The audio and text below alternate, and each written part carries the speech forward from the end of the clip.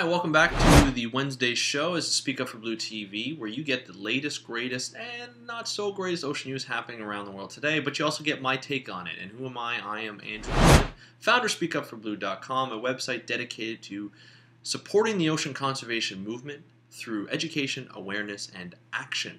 And today, again, is the Wednesday show. Let's get right into it. We've got a couple stories for you today. One is, have you ever actually worked in your office or you've been doing homework and you've actually, you can't concentrate because there's some noise, whether it be construction or your brother or sister's making noise in the back, or your coworkers are talking, or they're playing a video really out loud and things like that. But it's stressing you out and you can't do work. You feel like crap, and you just got to get out of the area. Well, and it gets really annoying, and some say you even get stressed because of it. Well, according to scientists, so do whales, and actually particular right whales along the East Coast. They did a study where they actually measured hormones in whale poop. Believe it or not, whale poop. They actually collected whale poop and they took tests from it and they measured the hormone levels.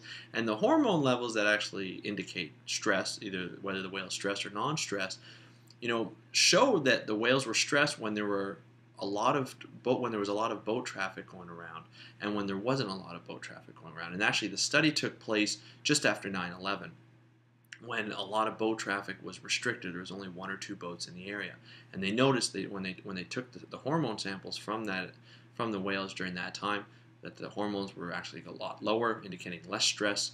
And then when the boat traffic picked up later on, it actually, the hormone levels were up, indicating more stress. So the animals were actually more stressed, and it's probably due to the fact that animals actually have to worry about, maybe avoiding ships because, a lot of right whales get hit, or they can't really, they can't communicate with their other whales in the pod.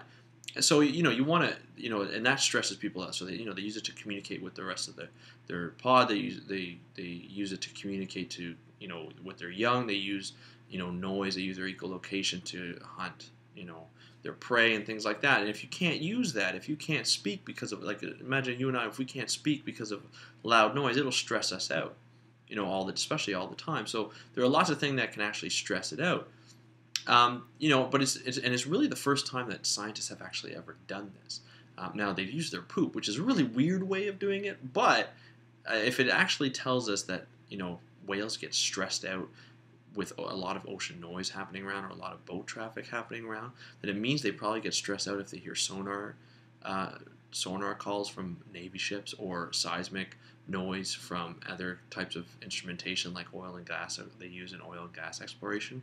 So this is a really important study because it's the first time we actually see, some sort of physical impact on whales.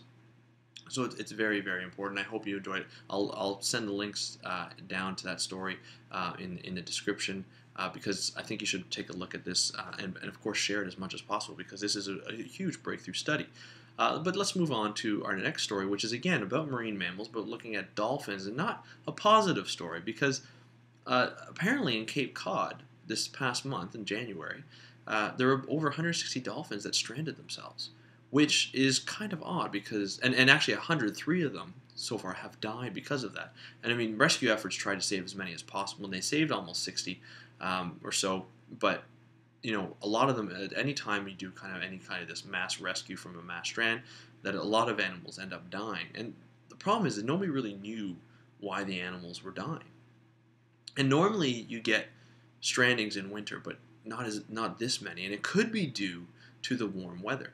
I mean, we are experiencing a warmer winter than normal along the east coast of North America, but and so that means the ocean weather is warmer. And actually, we did, Speak Up for Blue TV did an episode last week talking about the benefits of warmer water, where the whale watching industry can actually benefit from seeing more humpbacks at this time of year. However, this is obviously a different twist on the story, the downside of warmer weather, because maybe the dolphins in the area, are coming closer to shore because that's where the prey is, or maybe the prey isn't around at all. They're stressed out. They strand themselves.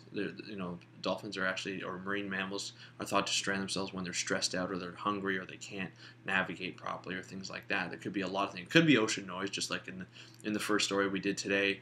It could be, there's normally mostly in the harbor where they've actually stranded, there's normally a lot of sea ice cover in there, so it actually prevents whales or animals from stranding because there's so much ice. But now there's less ice in the harbor, so maybe that's why they came in. You know, but I mean, there's a lot of different reasons, and we just don't know why. And marine mammal strandings are a mystery in general. And last year, actually, this leads me to story number 3. Last summer, I actually interviewed a man by the name of Steve Marsh, who was from the British Divers Marine Life Rescue Organization. And this organization essentially is based in the UK, and what they do is they have a network of volunteers around the UK where they identify and rescue strandings of marine mammals all over the UK, which I think is fantastic. But again, there are many reasons why a marine mammal will strand themselves, and not many people know, not even scientists or experts, really know the main cause because it's difficult to measure.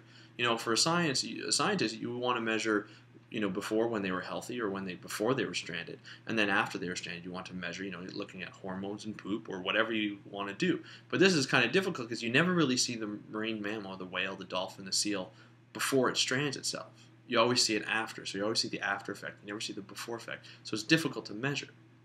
The one thing that we can do, and what Steve Marsh has done through this British Divers Marine Life Rescue, is actually you can help rescue these marine mammals, these stranded marine mammals in distress, by being in a network such as the British Divers Marine Life Rescue Club, and rescuing them whenever possible. You may not save all of them, but you may save a lot more than you would if you weren't part of this organization or you weren't part of an organization in your area.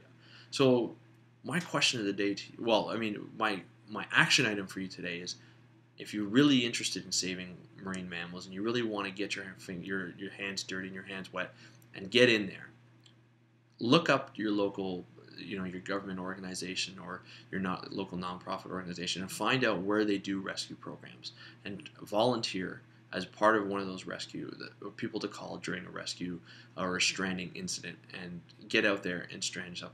I also put the link to the interview that I did with Steve Marsh. You can get more information on what it's like to be a marine mammal rescuer, so you get a bit of a feel for what it is. But anyway, that's our Wednesday show for today. I'm going to leave you with the question of the day. And do you think climate change is really the reason why dolphins strand themselves, especially in the case of the Cape Cod incident where over 160 dolphins stranded themselves? I want to know your thoughts. Leave your thoughts in the comments below. And again, there's links in the description to all the stories that I found.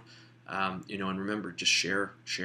I really need you guys to share. We want to make people aware of what's happening in the ocean all around the world, all the time. So let's share as much as possible, especially if people are interested. Send them to the site. There's links to speakupforblue.com all over the description, so they can't miss it.